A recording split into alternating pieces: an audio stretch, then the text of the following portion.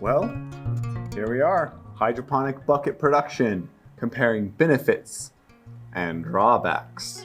This will obviously not cover everything, but I think there's some quick, basic things that we can go over just to better understand what it means to produce hydroponically in buckets. The first clear benefit is that a bucket isolates each plant's roots from one another. It prevents unproductive competition amongst those plant roots and gives each plant an isolated individual production environment. If we take a quick example, if we were in a more traditional bed, if we just pretend this is a larger bed area, each of these plants is growing its first little roots, exploring the bed.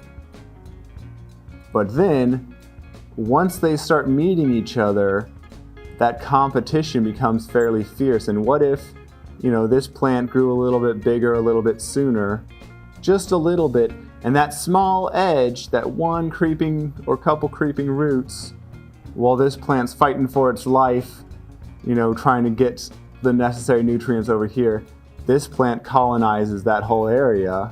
And we can see at the end of it all, we've got one plant taking up this whole space, fairly intense competition zone here. And then, we have these different spaces with this plant doing not very well. It has a very small amount of space compared to the rest of them. That might help grow this plant a little bit more, but the gain in production off this plant is unlikely to compensate for the loss in production off of this plant. And so we just separate them all out, give each one of these a set amount of space. And so rather than this competition zone, we just have, you get a third, you get a third, you get a third.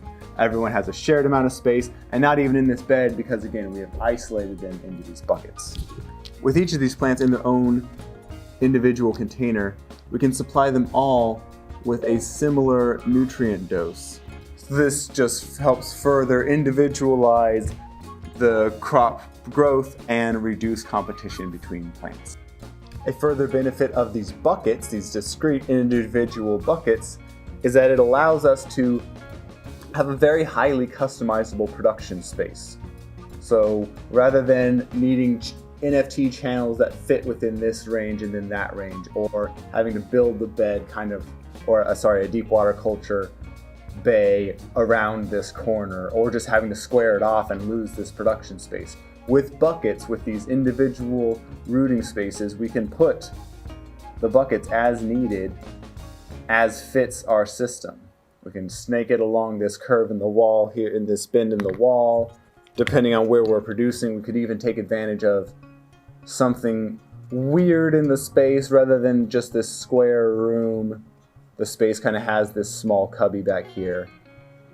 And while other production techniques might be scrambling to make best use of that space, with our bucket system, we just plumb in additional buckets, give them all their individual nutrients, and we can keep going. An evolution of this advantage, so these are all top-down views of us just sneaking buckets along weird curves in a wall. If we go to a side view, if this was your production environment, the space available to you for whatever reason had multiple elevation layers and even this steep jump here. Rather than trying to build one common pool across it all or manage depths of soil across all this, you just put the buckets where you need to. They have such a small footprint that they can fit in a lot of these spaces. And they're small, they're individualized. One single bucket only ever weighs so much, and so you can elevate them pretty easily. You can put them somewhere high, they're easy to pick up, they have low weights overall, so this doesn't need that much of a load limit on this floor here. Lastly, to kind of wrap up my harping on the benefits of these individualized spaces, these single buckets, when done, can be easily dumped out, even one at a time. If one plant went down because of some pathogen, or it got burned, or it's cropped out but the rest of them are kind of still going, it's very easy to just dump out a single container. So these singular buckets are easy to clean, even if you have to take down one at a time. Or if you're taking down the whole system, you dump out the buckets, it's discrete and well-defined objects like it is one bucket, one lid, it becomes a very quick habit, a very quick thing to accomplish that you can just churn through these single buckets and then reset up the system however it needs to be. You can disassemble from here and then move to here if that's what's needed.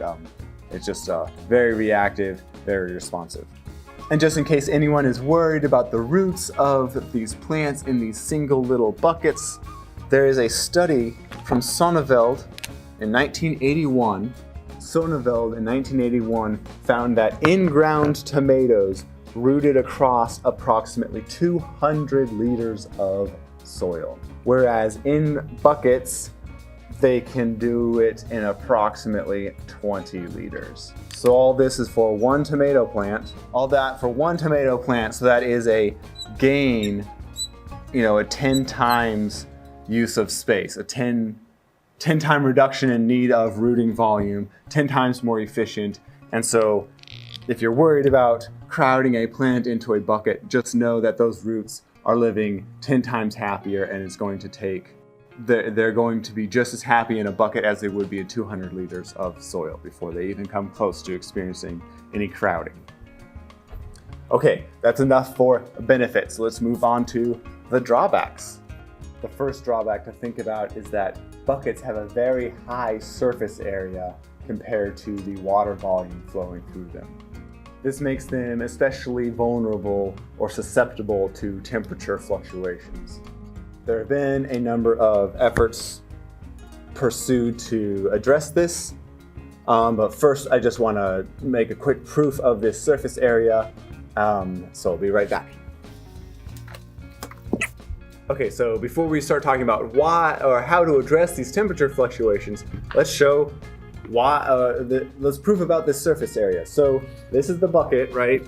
Let's see if I can do this. This bucket has this much of a footprint. One of these buckets, this much of a footprint.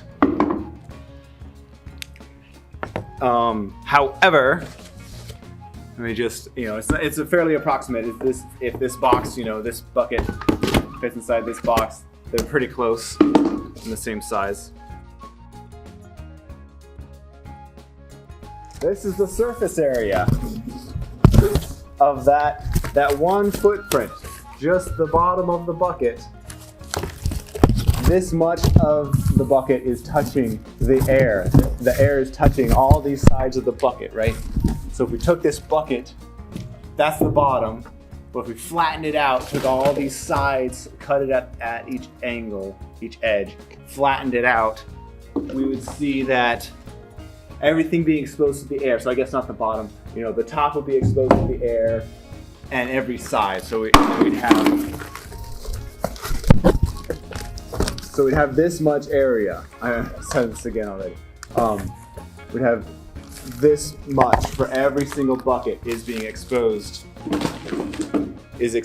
to the air, is susceptible to these temperature fluctuations. One of the first basic things that people have done is simply bury these buckets, dig out a hole and put the bucket inside it. And now you only have this top part, this part here, that's exposed to the air. Right, just that part of the bucket. This part of the bucket is exposed to the air and susceptible to these temperature fluctuations. But all these edges, it's been buried into the ground. So now we've neutralized all of these pieces, right? We took all these pieces off, hid them, put them in the ground, and made it to where now we've protected this side, protected this side, protected this side. Now we only have this spot. Something else, of course, it costs material but takes less labor. So you can either dig holes for no material cost, you just put the bucket in the hole, or don't dig the holes but need to buy some kind of insulated liner like this, something more appropriately fitted to your bucket. But if you can put this liner around your bucket, we maybe tighten this up a little bit. But look at that. Now that bucket insulated, right? The sun's going to reflect off of it. the cold or whatever the temperature of the nutrient solution inside is going to stay more like that. And so we've done, you've got to do something, but we can do some kind of basic things to address this temperature fluctuation due to the high surface area of a bucket, of every single one of these buckets, you know, like bucket, bucket, bucket, bucket, bucket, bucket, that box that I flattened down, that, you know, rather than you're just seeing this footprint of a bucket, but every one of those has that box worth of surface area. And so it's just compounding really quickly. Something that can't be worked around is the high cost of the complex plumbing required by all these individual rooting spaces. All these individual buckets, every single one of them needs plumbing. So if we take a more simple example, if we just reduce this down, any grow space is going to need water, air, and nutrients going in, as well as light, and then they need the ability for water and nutrients to go out. And so if this was one large tank, like a deep water culture, this single grow space could have one line for water, one line for air, one line, or even comboing the nutrients and air into this. Like, all these things would be needed one time for this whole grow space. And then the exit needed one time. On every single one of these buckets, we need an entry and an exit on every single bucket. So it's just compounded with the size of your system. The plumbing, even if it doesn't necessarily get more complex, it definitely gets more expensive. And we can find another drawback from this complicated plumbing. So every one of these pipes needs its own line, right? That's all feeding back from a main tank, and chances are you don't have a single line of buckets, you've got multiple, so you need another line going out, coming down. I drew a different formation this time because you can see both types of bucket styles, opposite or staggered. But ultimately we see every one of these lines, every one of these rows of buckets that needs these individual plumbing increases the tripping hazard. We've got just so much piping running around, you know, we've even got another one running off this way down this line here, and probably more going off this way. Every one of these has the potential to be tripped over. Every one of these, you know, when you trip it, that could knock it loose.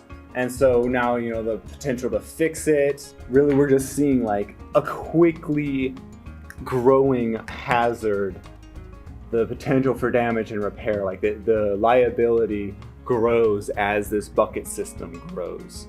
Each one of these lines just making it more and more dangerous, the more and more likely for something to go wrong.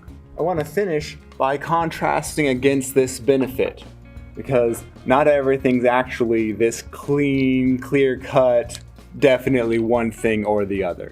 Individualized buckets are, you know, they're easier to clean. It's easy to take one out of the system and put one back in. It's simple to know all of the system all at once, right? It's a discrete object. There is one bucket, there is one lid, and you can hold it all in your hand. However, when you're doing this per piece, it can be a rather steep maintenance cost. Let's just think if we compared this to a deep water culture system, then we would have the bay and however many rafts we had. In this, we would need to clean, for the DWC, we need to clean the walls. So that's one wall, two walls, you know, forward and back, that's 3 and 4. Walls times 4. The floor, and rafts times an unknown number of rafts. If we come back to buckets, we've got 1, 2, 3, 4 walls, floor, the lid. All of this times the number of buckets. At the end of the day, they both cubes holding in the same kind of space, so they all have the same number of sides. Here we have 4 walls, 1 floor, and then a number of rafts equal to how many rafts we have, right? The rafts are the only part that's growing. Here we have 4 walls, 1 floor, a lid just like a raft, but now all of these are by the number of buckets we have. We have 4 walls and a floor, X number of rafts. We have 4 walls and a floor, we have X number of floors and lids, and 4 times X number of walls. So it's just, there's just a lot more pieces. These walls are of course longer and bigger, but this individualized maintenance just means like you're really high touch, spending a lot of time cleaning every portion, cleaning all the individualized pieces, because you have to, you know, cleaning inside and outside, it compounds. the inside and outside of this deep water culture.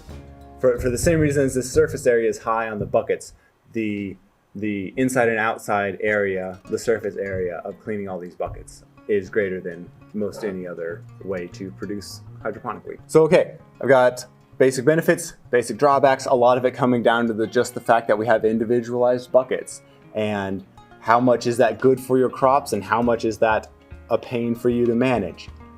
Finding the balance there tells you how to balance this, or how to set up your system, or even if you want to pursue bucket-based hydroponic production at all.